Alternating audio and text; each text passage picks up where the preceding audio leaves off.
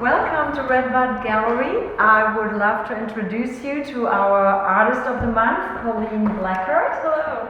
And I'm Tanya Peterson, the curator and director of the gallery. And I hope you enjoy the walkthrough to see all of her works throughout the gallery. We also have the images up on our website, so you can go back and look at them. And the exhibit will be up until April 27th. So Colleen will give you a little bit of insight into her work. But first, we're just going to do a small walkthrough so that you get the scope of her work.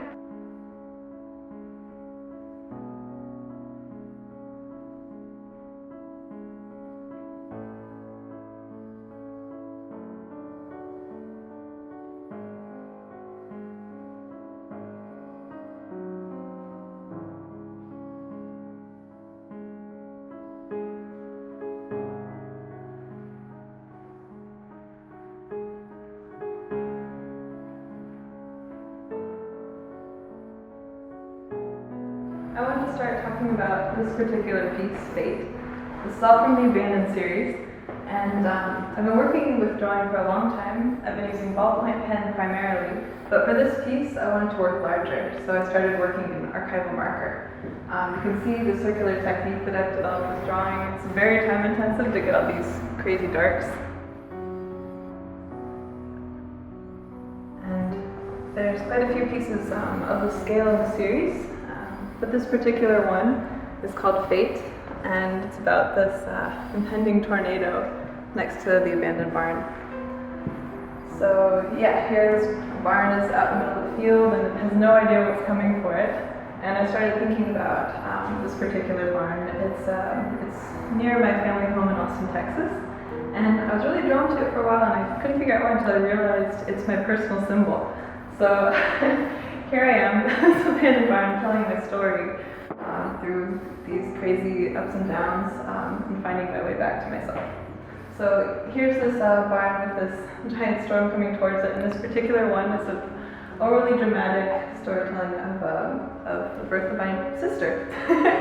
And I'm the oldest sibling, she's a year and a half younger, so this is about the new baby.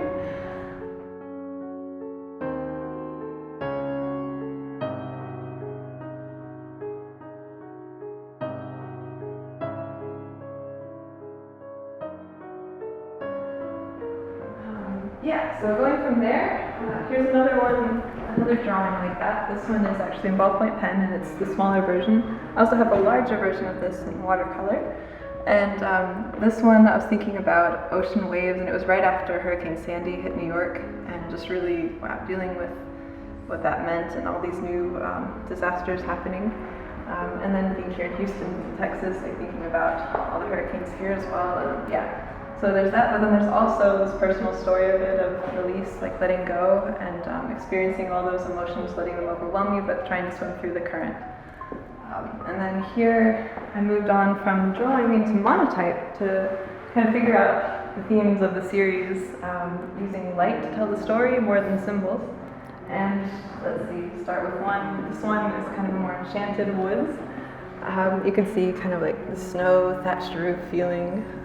I was thinking about deep winter. It was February in New York, and I would go out hiking a lot in the hills up there. And then also this one here is a bit darker, thinking about like this kind of moody reflection and this upward light. All the monotypes too were actually from this model of the abandoned barn that I built in my Brooklyn studio. So I had with me my little abandoned Texas barn in Brooklyn. And so I could use this model and light it in different ways to tell the story. Here's kind of more snowy, moody feeling as well. And another cool thing about the monotypes is you never really know what you're going to get. And I moved into it, moving away from my circular drawing technique, because I wanted to really think more about letting go and letting the medium speak. And monotype is a really great way to work with this medium in a different way. So to create a monotype, I'll have a plate. Usually it's glass. I use a gelatin plate so I can work in the studio. And I paint on it, and I wipe it down, and then I have this image that I want to create, and I print it onto paper. And so the whole image transfers, there's no etching involved, there's no way to reproduce it, it's just basically a painting, a transfer painting. Then you have the result here. And you get all sorts of surprises with that. I would never know what the medium would do. I think it's going to go away and then it just adds something else. So this has been a really fun process of letting go and seeing what happens. And this one here, this one is Garden Light. And this one I was starting to think about kind of early spring, like the first buds, like right before pre-dawn light. And you can still see the stars out, and here I put a little campfire or something, some kind of strange glow in the foreground. But just kind of that feeling of become, of dawning. And this is another one with that same kind of emotion around it. New growth.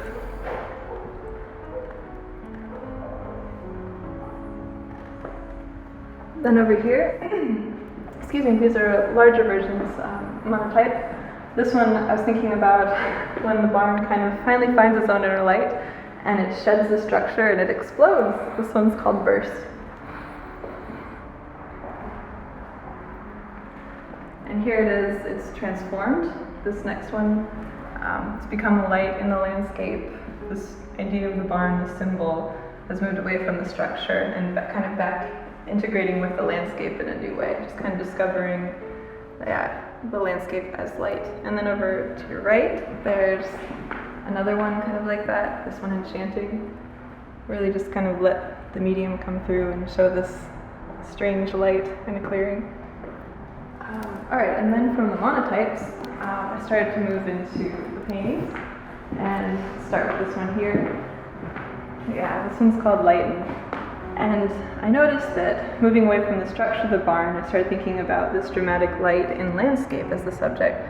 So here, this one is based on, these are all kind of based on wide open spaces, and being in Brooklyn, New York, I've been missing the wide open spaces of Texas and my home, and this was actually from a trip to Joshua Tree and just going there and feeling that expanse and really wanting to capture that emotion through storms on the landscape and that dramatic emotion that they convey. Another one here on the right is also, this one's called Joshua Tree, but the interesting thing about this one is actually was based on a storm I saw from a rooftop in Brooklyn over New York. So I put that in this kind of more desert landscape that's a little more familiar to me, more home. And then here, this one is a little different. This was actually created while I was at a residency in Ireland at Kilroe Lake Artist Retreat on the southwest coast of Kerry. And I remember one night just painting this and thinking about the moon rising up over the bay, and you could see the reflection of the moonlight on the water below, and just the kind of feeling there in this silence of something emerging, some kind of other world. And then the last one in the paintings over here is this little different one. And this one's also from Joshua Tree. I'm just thinking about color in a new way. I love to use color in service of light. All my work is about using light for emotion. But here I'm introducing color a little bit, a different way to tell the story.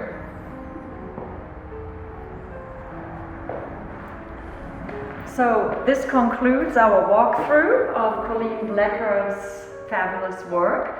Please come by and see us. As I said earlier, the show is up until April 27th. And I hope you enjoyed this walkthrough, learning about a little bit more about her work. And thank you so much, Colleen. Thank you so much. A pleasure meeting you and exhibiting your work. Thank you. Thank you so much for checking out.